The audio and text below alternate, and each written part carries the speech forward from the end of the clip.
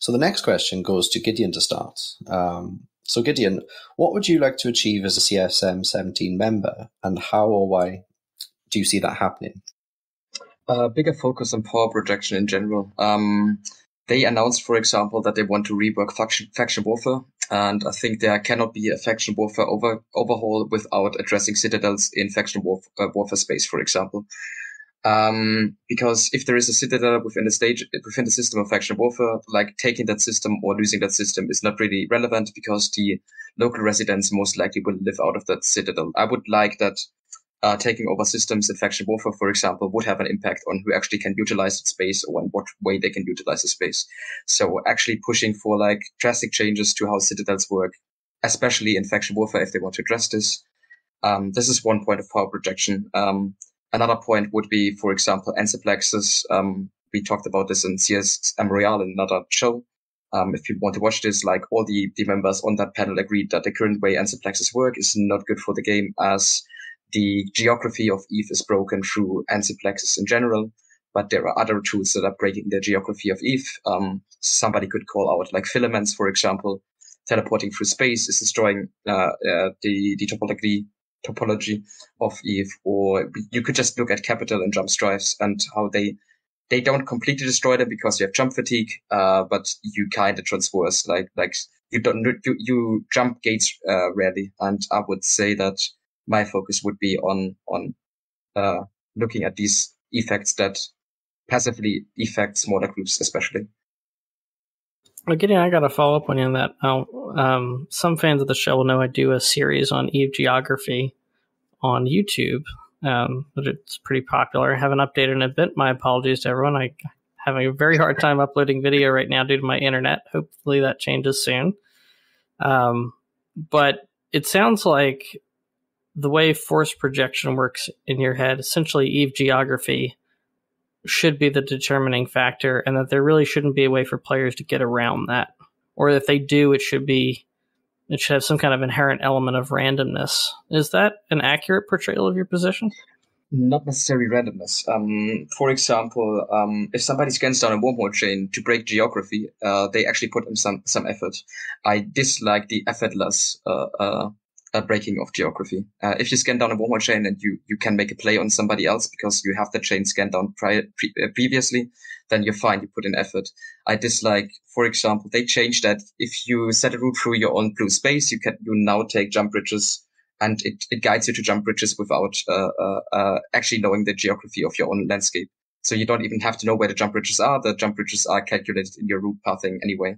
When I still used one of my most important changes that I championed. So I was going to say, I can't wait for Brisc to respond to this. I agree that change is generally good because I think it's a quality of life improvement, but it has another effect. I, as an FC, was one of the FCs that knew the landscape in my own space very well. So one of the advantages that I had over other FCs within my area was that I actually knew the jump bridges by heart, and I could point my whole fleet through these jump bridges without having to point them through. Of course, now it helps like the FCs that don't have that knowledge to actually utilize those infrastructures. But it's something that's a skill that is now has gone missing, right?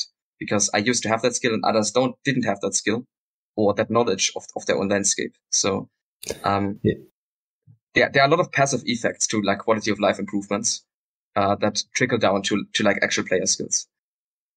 So when it comes to jump bridges, then so first of all, even though I'm a big blog FC, I guess, I agree with the jump bridge thing, right? So I talked to Murray Rothbardo, which most people are probably aware of. Like, he's very outspoken and stuff. And he brought it back to my attention. I thought about it before, but so my take is always, how do you fix the jump bridge issue, right? The issue is that it's too easy to project too many people too quickly, right? Yes. And it's just like, I mean, Brisc is pretty aware, like, we are staged in Fountain, and we are fighting a war in Fatabolis at the moment, right? In Fatabolis, even in Tenerife's, right? That's 1, 2, 3, 4, 5, 5.5, 6 regions away. And we get there within 10 minutes. It's insane, right? So you guys are triggering me really, really hard right now. Well, that's okay. We can have a discussion, right? Yeah, I mean, that's what this format is for. I wanted to bring all you guys together to mix it up a little bit. So let's have at it.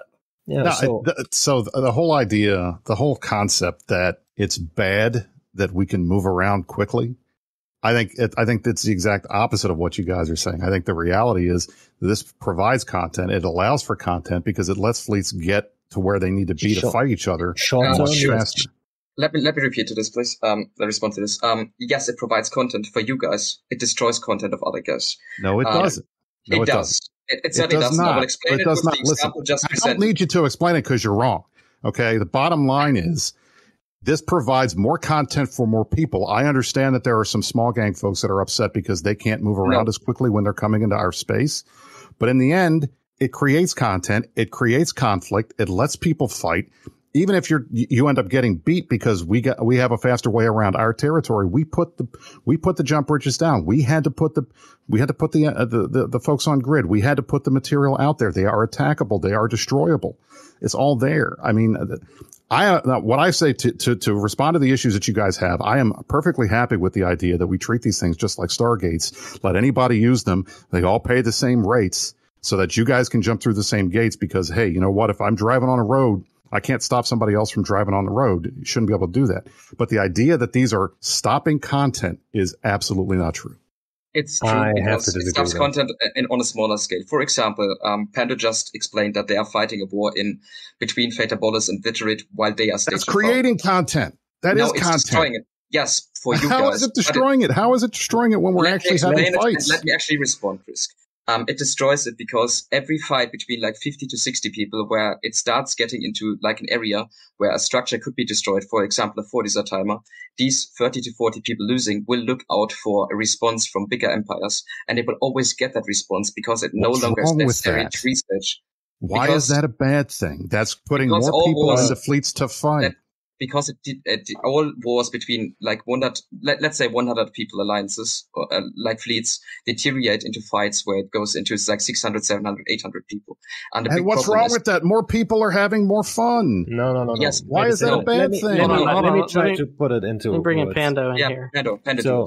So let me like the way you have to see it is, or like the problem with this issue is, you cannot see the fights that don't happen. So, Brisc, you're talking about the fights that do happen and you see content. And we took jump bridges, so jump bridges create content. But that's the wrong way of seeing it.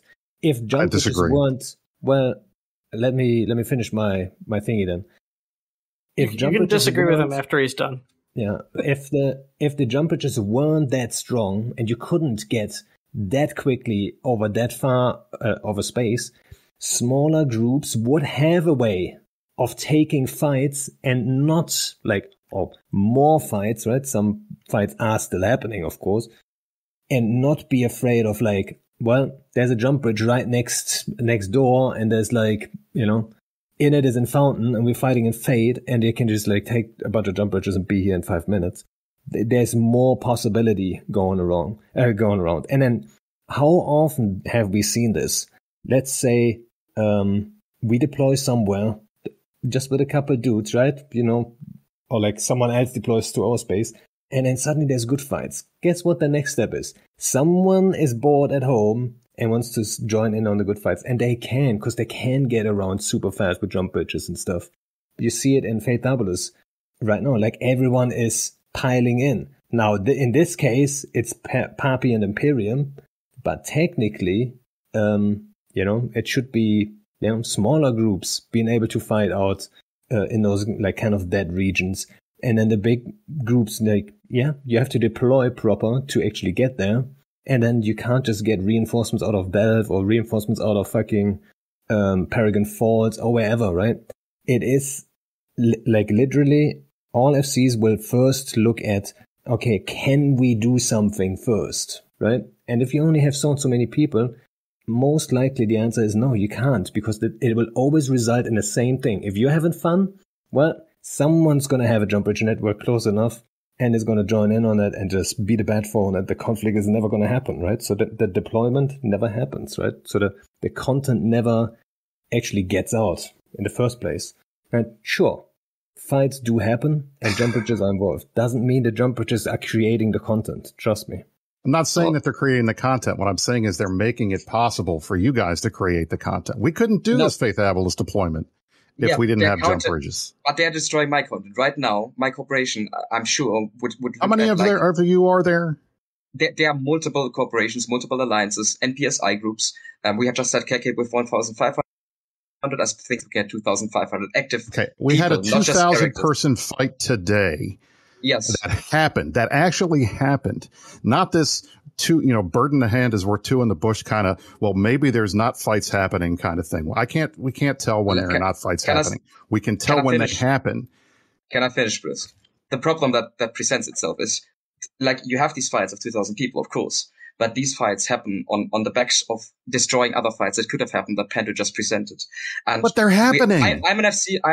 Pando is an FC. Like Kakade is an FC. And we have all been in the situation where you are just in a fight. You look at the map and you're like, no, I'm not dropping these dreadnoughts because I know, because I'm 2 jump bridges away from the init staging. I don't have 5 minutes to extract. I just simply don't have that time. Or I might need a second siege cycle, and then or everything that I have in my backhand is completely gone. There's just no strategic value in distance anymore. And breaking this distance takes away like my decision power because I can no longer overlook. Basically, the best intel I can have is I know these FCs are online. It's no longer who is around me and who's staging around me. It's like which FC is online and is he gonna come to the space if I drop these certain ships. It's no longer about geography. It's only about who is active, who teleports to me. It's the complete geography is completely broken and distances don't matter anymore. And it's really bad. That's fine. And that's perfectly fine. No, it's not really bad because it means content happens. Yes, you have to decide, you have to figure out, if somebody's online or something like that. But then that means that there's somebody that can potentially contest you. Listen, the problem that I have with this attitude, Gideon, is that you are making a subjective judgment that your play style is better for Eve than someone else's. And that's not okay. And it's not right. I've been on both sides. I've FC'd for Nullsec alliances. I have a perspective of this, and I've FC'd 256 maxed out fleets. And I know what goes into that. And the problem is everything deteriorates with this. So you have that content and you destroy everything else because of this. And I don't think that's worth it. It's not an argument necessarily between playstyles. What I'm hearing is 2 very different philosophies about Eve. One is sort of where Brisc is coming from, where, and you guys can correct me if I'm not representing you right, but it sounds like you're operating from the premise that bringing the most players together easily helps drive content. And Gideon, and to an extent Pando's position, is by creating more separation between distinct groups of players, you give those groups the opportunity to interact with each other and not have to worry about how those interactions are going to be stepped on by every other player. Alec, I've bet on roams. I've gone out. I've wandered through 60, 70 systems trying to find fights, and it's not fun, and it takes forever. And if a jump bridge can cut that down so I only have to go 20 jumps to find some content, that's better in the long run because there are not enough people in the game right now to sustain a massive world as big as New Eden is that is so sparsely populated in so many different areas. You got to get people together. And if jump bridges help bring people together faster, then they're good for the game. I think what also has to be clear here, that's why I started, actually the first question I wanted to ask jumping into this conversation was, like, how do you want to fix it, right? Because I think nobody here is asking to completely remove jump bridges, right? It's not like everyone's here like, oh, no, jump bridges need to be removed. That's not what anyone's asking. It sounds like Gideon might love that. No. I think, Gideon, you're probably on the same page as me in that what it does do to small gang and medium gang is it makes our lives a lot more difficult. Now, if you're in an alliance, a larger alliance or mid gang alliance, mid-size alliance, you're still going to always have larger numbers than the NPSI groups that do roam. And that, I think, is, Gideon, I think that's a fair comment, isn't it? I mean, size-wise, I don't know how big your fleets generally are, but mine sort of range between, say, 25, 30, 35. Now, if you're moving around... Yeah, so if you're moving around, hostile space, you take a filament or, whatever, even if you just roam there via Thera, you end up in hostile space and you end up, say, 10 jumps from staging. I'm not going to say what staging, because I don't want to differentiate between it. It's an overarching kind of thing. Now, within a few minutes, you're going to be on an Intel network, which is fairly widely used across potentially 300 people, 200 people, 400 people, whatever it might be. The point is that is 10 times the force of what we have. It is not an appropriate reaction, in inverted commas. When I say reaction, what I mean is it's not an appropriate escalation to bring out something which is potentially a hard counter, and you have the immediate opportunity as an old block to basically just cock block us, basically. So I just wanted to say, should we not have the benefit of living there?